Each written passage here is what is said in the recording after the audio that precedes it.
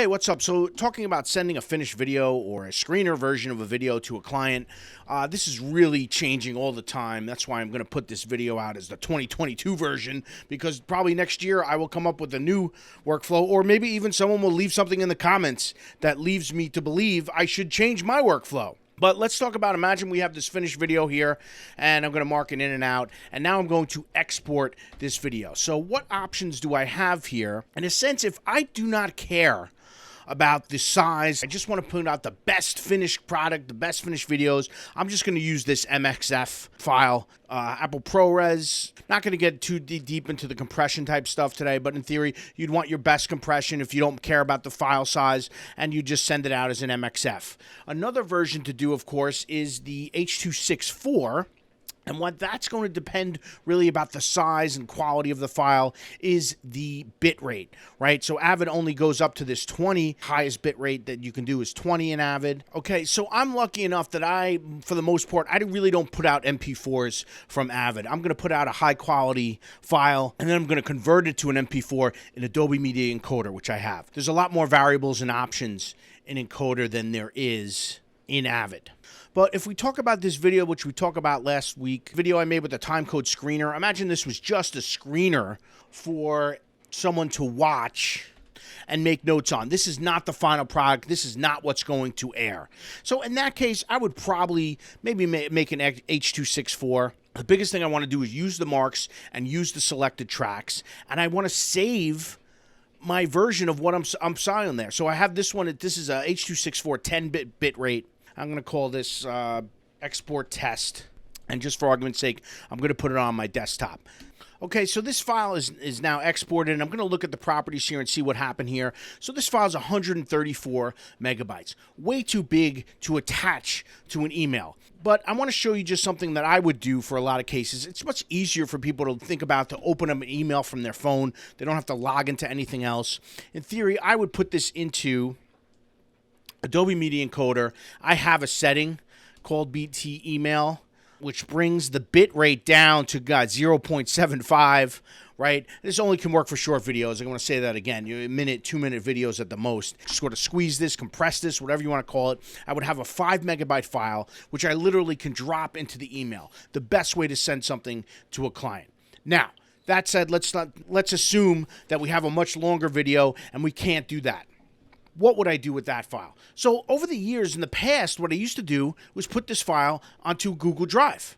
And, you know, I'm going to drop it in there. But what I learned in the recent times is that Dropbox is better. And I'm going to show you why. Both are uploading the files now. One's taking a minute. One's going to take 3 minutes.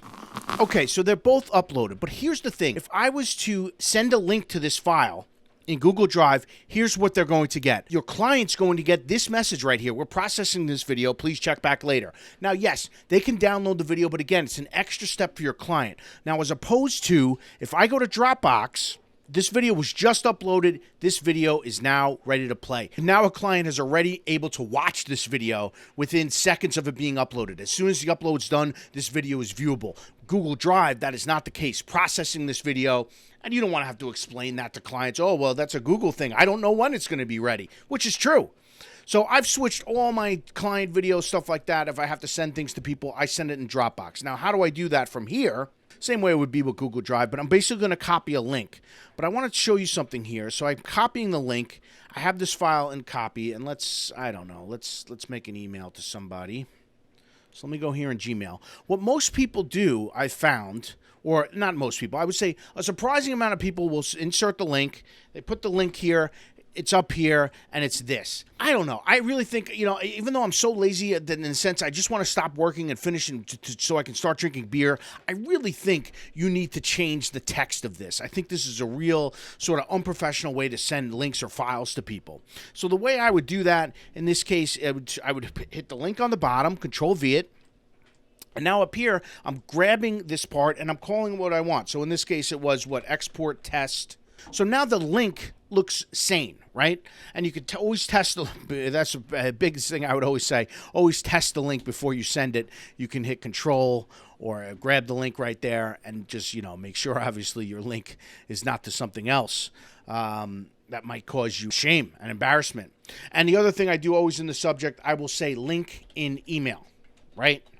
I'm not saying the link's attached because it's not attached. I'm not saying something else. Everything's really clear communication right here. So I'm saying the video link in email. Whatever, I might even say the name. Export test 1 link in email. And here it is in blue.